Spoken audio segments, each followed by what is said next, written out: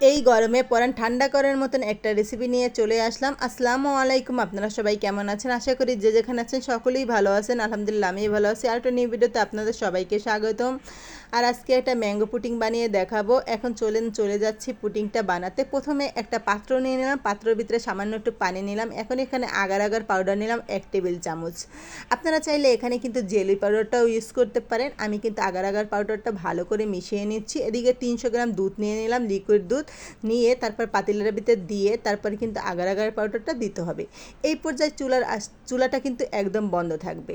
এখন agar agar পাউডারটা ভালো করে মিশিয়ে নিলাম, চুলাটা অন করে তারপর দীর্ঘক্ষণ এটা নাড়াচাড়া করলাম। এখানে 1/3 কাপ চিনি দিয়ে দিলাম, তারপরে ভালো করে কিন্তু নাড়াচাড়া করে নিলাম। এই যে দেখুন এই পর্যায়ে কিন্তু দুধটা হয়ে গেছে। এখন একটা পুটিংয়ের বাটির ভিতরে দুধটা ঢেলে নিচ্ছি। আপনারা চাইলে যে কোনো বাটির ভিতরে ঢেলে নিতে পারেন। তারপর এটা ঠান্ডা হওয়ার মতন অপেক্ষা করব। ঠান্ডা হলে এটা নর্মাল ফ্রিজে রেখে দেবো। এদিকে কিন্তু আবার 300 গ্রাম পানি দিয়ে দিলাম। আর এই পর্যায়ে কিন্তু চুলাটা অবশ্যই অফ থাকতে হবে। তারপরে কিন্তু এখানে 1/3 কাপ চিনি দিয়ে দিলাম। তারপরে কিন্তু এই জায়গায় এই যে দেখুন আমি আবার একটু এই আগার আগার পাউডার গুলিয়ে নিব। ভালো করে আগার আগার পাউডারটা গুলিয়ে তারপর চিনি আর পানি একসাথে গুলিয়ে তারপরেই কিন্তু দিয়ে দেব। চুলার ভিতরে দিয়ে ভালো করে নাড়াচাড়া করতে হবে, না হলে কিন্তু এই আগার আগার পাউডারটা দলা পাকিয়ে যাবে। এই যে দেখুন এখন কিন্তু চুলাটা অন করে দিয়েছি। তারপর আবার ভালো করে নাড়াচাড়া করছি। ভালো করে নাড়াচাড়া না করলে কিন্তু নিচে লেগে যেতে পারে। এই পর্যায়ে দেখুন আমার পুডিংটা কিন্তু দুধের পুডিংটা একদম কিন্তু সেট হয়ে গেছে। তারপরে কিন্তু আমি এই পানের পুডিংটা এটার উপরে ঢেলে নিব।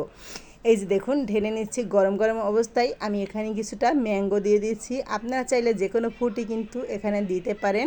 এই যে দেখুন কিছুটা ম্যাঙ্গো গরম গরম অবস্থায় আমি দিয়ে দিচ্ছি। তারপরে এটা কিন্তু ঠান্ডা হওয়ার পর্যন্ত আমি অপেক্ষা করব। ঠান্ডা হয়ে গেলে কিন্তু আমি নর্মাল ফ্রিজে আধা ঘন্টার মতন রেখে দিব।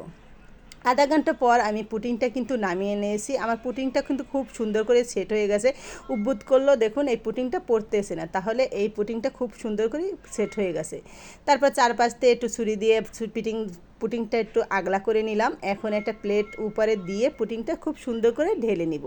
এই যে দেখুন এখন টাকাটাকি করছি, পুডিংটা কিন্তু একদম পড়তেছে না। তারপর খুব কিছুক্ষণ পর দেখি পুডিংটা পড়ে গেছে। মাশাআল্লাহ কতটা সুন্দর হয়েছে দেখি তো বুঝতে পারছেন।